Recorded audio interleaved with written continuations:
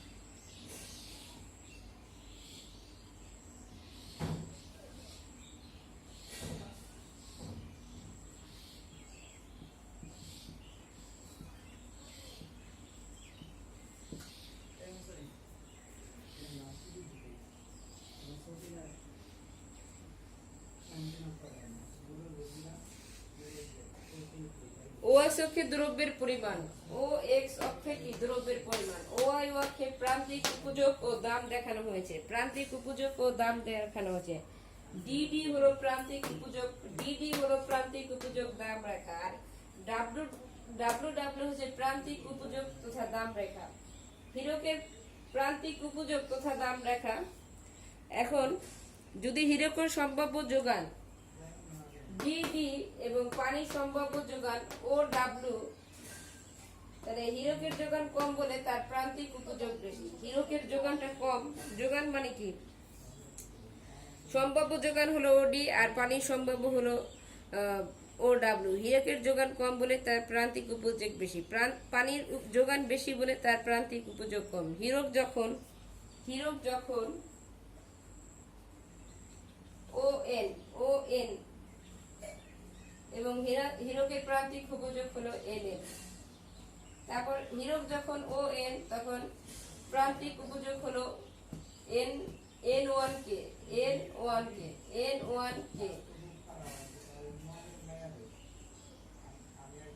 প্রান্তিক উপযোগ ও দাম পরস্পর সমান হয় পিডি বাই এল এন এর সমান। পিডি বাই এন এল এর সমান। এখন পিডি বাই এল ওয়ান এর সমান। এখন এই যে এল ওয়ান কি এভাবে মার্ক আউট করছে, এল ওয়ানটা কি মার্ক আউট করছে। আর পানির দাম পি ডাব্লিউ মানে কি, পি ডাব্লিউ মানে কি এই যে K N one, K N one. এখন ও এন পর্যাপ্ত হীরার মোট উপযোগ ও এন এন এম এবং প্রান্তিক উপযোগ পানির মোট উপযোগ O N one K M one. তাহলে পানির মোট উপযোগ হলো O N one K M one, আর হীরার মোট উপযোগ হলো ও এন এন এম। কিন্তু হীরার প্রান্তিক উপযোগ এম ইউ ডি এবং পানির প্রান্তিক উপযোগ ডায়মন্ড, ডি তে কি ডায়মন্ড, ডাব্লিউ তে কি ওয়াটার, ওয়াটার পানি, ঠিক আছে।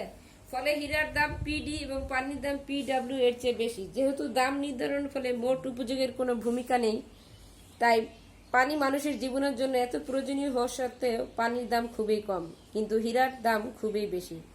এভাবে প্রান্তিক উপযোগ ও দামের সম্পর্ক স্থাপনের মাধ্যমেই পানি ও হীরার দামের আপাত সামঞ্জস্যতা দরকার।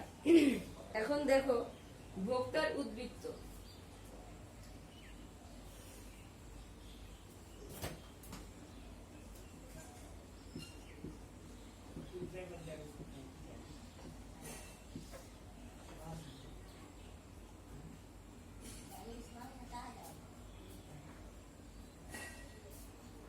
ভোক্তার উদ্বৃত্ত ধারণাটি প্রবক্তা হচ্ছে অধ্যাপক মার্শাল। তার মতে কোনো ব্যক্তি যদি কোনো দ্রব্যের বেশি দাম দিতে ইচ্ছে থাকা সত্ত্বেও অপেক্ষাকৃত কম দামে তা ক্রয় করতে সমর্থ হয়, সেটাই হলো ভোক্তার উদ্বৃত্ত।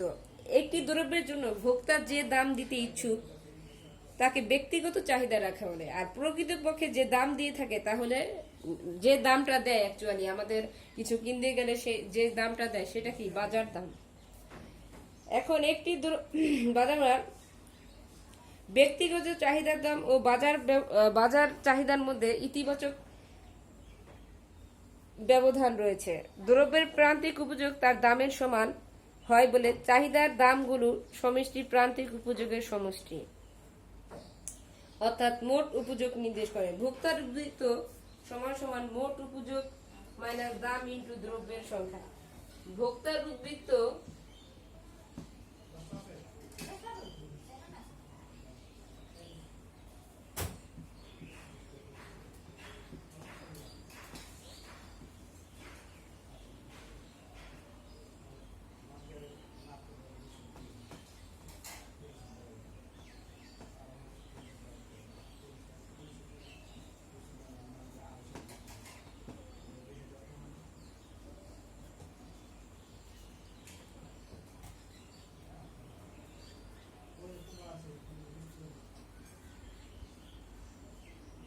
এখন একটি সূচকের মাধ্যমে দেখানো হয়েছে, দেখো।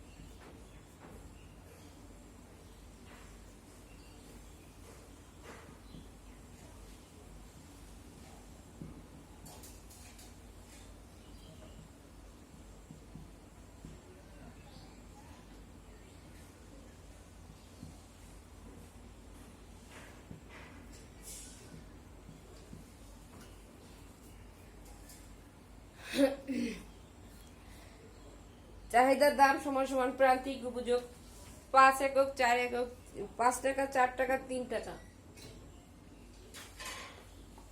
আর বাজার দাম ধরছে হলো তোমার সমান সমান মানে 3 টাকা 3 টাকা 3 টাকা।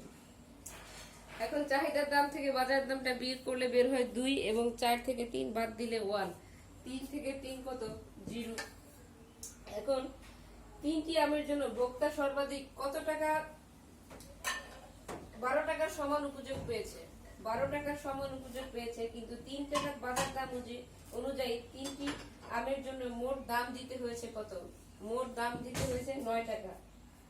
অর্থাৎ 9 টাকার সমান উপযোগ হারাতে হয়। ভোক্তার উদ্ধৃত 12 টাকা মাইনাস 9 টাকা। এখন সমান সমান কত? 3 টাকা।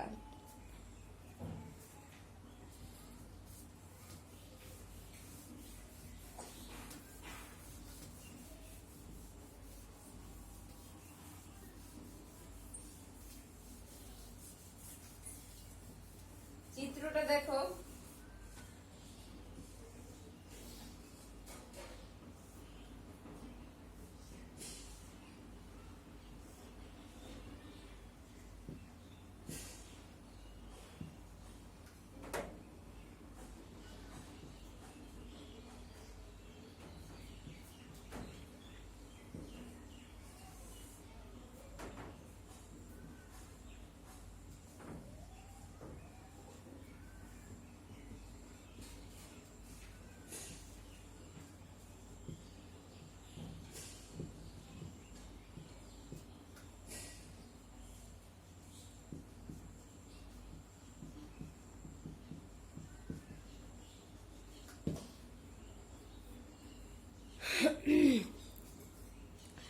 চিত্রে ও অক্ষে দ্রব্যের চাহিদার পরিমাণ ও অক্ষে দাম ও উপযোগ দেখানো হয়েছে।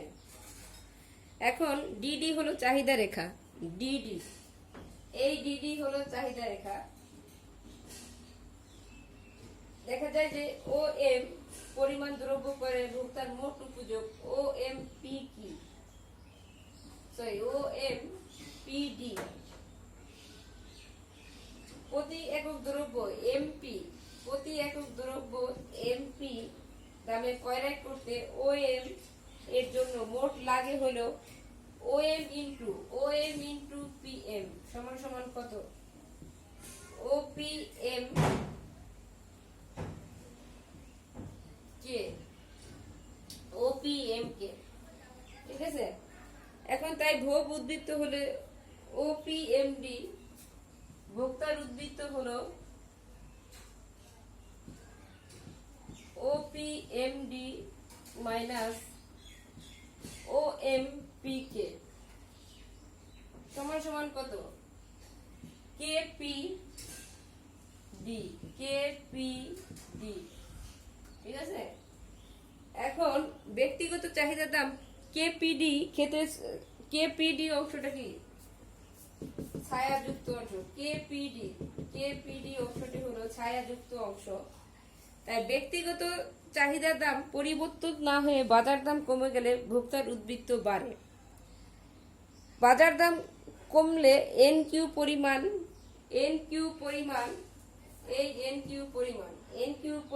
হলে ক্রয়ের পরিমাণ হয় হলো ও এন, ভোক্তার উদ্বৃত্ত দ্বারাই হলো আর কিউডি এর সমান। এখন সমালোচনা দিবা, তাহলে শেষ। আর ভোক্তার উদ্ধৃত গুরুত্বের ধারণা, এটা পড়তেও পারো না পড়তে পারো।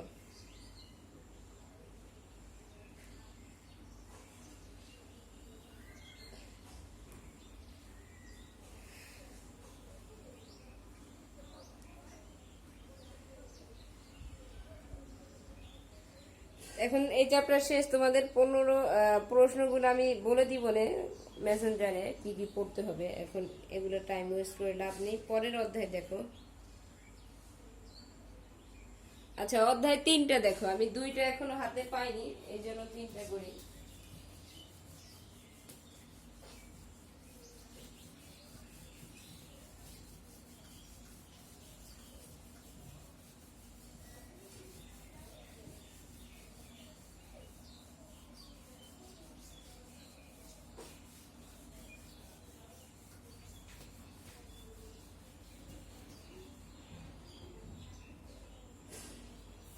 ভোক্তার আচরণ তত্ত্ব, অগ্রাধিকার পছন্দ তত্ত্ব। দ্রব্য ভোগের মাধ্যমে ভোগের উপযোগ সর্বোচ্চ নিয়ে বিভিন্ন সময়ে বিভিন্ন অর্থনীতিবিদ তাদের নিজস্ব বক্তব্য তুলে ধরেন। অধ্যাপক মার্শাল তার প্রান্তিক উপযোগ বিশ্লেষণের মাধ্যমে ভোক্তার আচরণ ব্যাখ্যা করেন।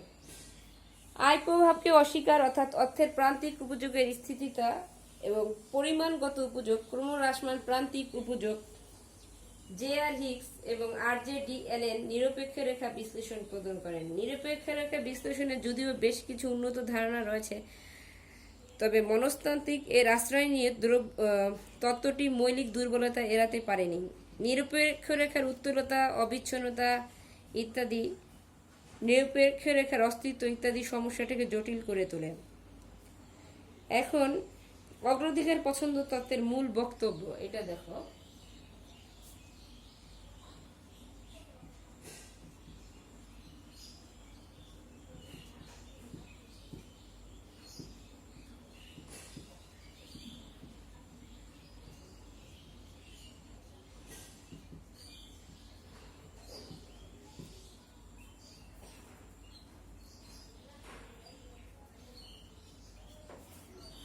অধ্যাপক পি.এল. স্যামুয়েলসন এর মতে মার্শালের প্রান্তিক উপযোগ বিশ্লেষণ এবং হিক্স অ্যালেনের নিরপেক্ষ রেখা একই সাধারণ দোষে দুষ্ট। এখন অর্থাৎ থেকে লেখবা কোন দ্রব্য মিশ্রণে ভোগ করলে কতটুকু উপযোগ পাওয়া যায় তা ভোক্তার নিকট জানা আছে। ভোক্তা সেক্ষেত্রে শুধু নির্দিষ্ট দাম ও সীমিত আয়ে তার উপযোগ সর্বোচ্চকরণের চেষ্টা করে। শেষ। তারপর লিখবা যে অধ্যাপক স্যামুয়েল মনে করেন যে বাজারে ভোক্তার আচরণ পর্যবেক্ষণ করে পর্যায়বাচক উপযোগ ধরে ভোক্তার আচরণ বিশ্লেষণ করে। বিশ্লেষণ তার ভিত্তিতে চাহিদা বৃদ্ধি প্রমাণ করা যায়। এক্ষেত্রে আগে থেকে ভোক্তার নিকট কোনো উপযোগ অপেক্ষক বা উপযোগ সুখী চাপিয়ে দেওয়ার কোনো প্রয়োজন নেই। ভোক্তার বাজারে গিয়ে নির্দিষ্ট দাম ও নির্দিষ্ট আয়ে একাধিক দ্রব্য বিশ্লেষণে যে সংমিশ্রণটি ক্রয় করবে বা পছন্দ করবে বুঝতে হবে উহাই ভোক্তার অগ্রাধিকার পছন্দ। এভাবে ভোক্তার বাস্তব আচরণের উপর ভিত্তি করে এবং ভোক্তার পছন্দের অগ্রাধিকারের ভিত্তিতে বাজার চাহিদা রেখাটি ব্যাখ্যা করা হয়ে থাকে। এখন অগ্রাধিকার চাহিদা তত্ত্বের বিশ্লেষণ দেখো। ভোক্তাকে যদি স্বাধীনভাবে এই জায়গা থেকে দরকার নেই, লেখো যে মনে করি ভোক্তার বাজারে গিয়ে দুটি পণ্য Q1 Q2 এর মধ্যে Q1 সংমিশ্রণ ক্রয় করে। এর মধ্যে Q1 সংমিশ্রণ কিনতে Q2 সংমিশ্রণের চাইতে খরচ কম, মানে Q1 টার খরচ কম, আর Q1 সংমিশ্রণে Q2 সংমিশ্রণের চাইতে বেশি উপযোগ নির্দেশ করে।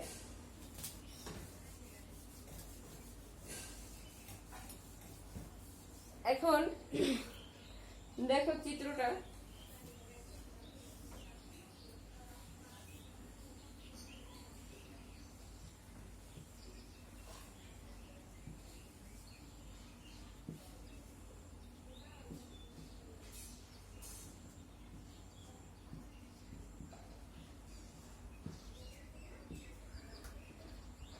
এখন চিত্রে OX অক্ষে X পণ্য, চিত্রে OX অক্ষে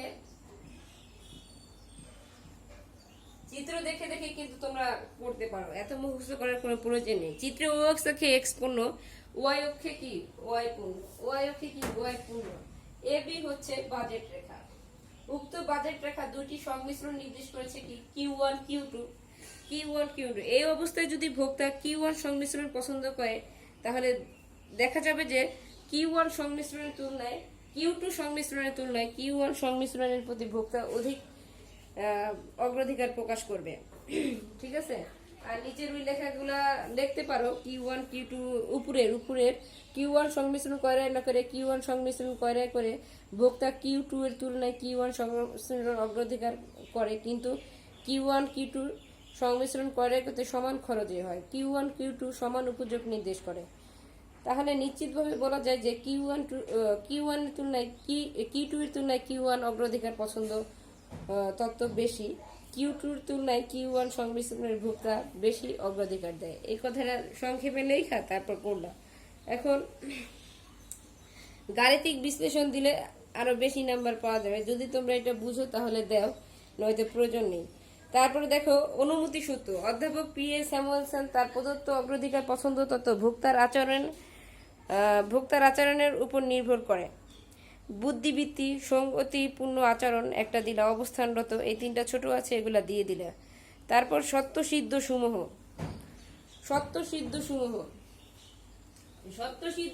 মানে কি?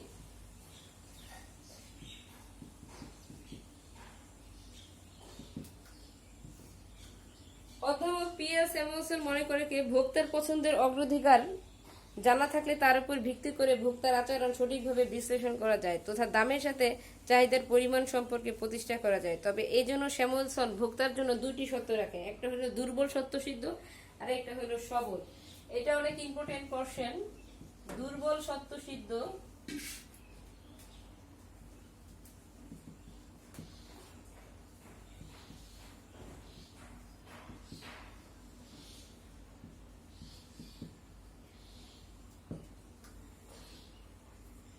এখন দুর্বল সত্যসিদ্ধ কি এটা আমরা নেক্সট আলোচনায় দেখতেছি।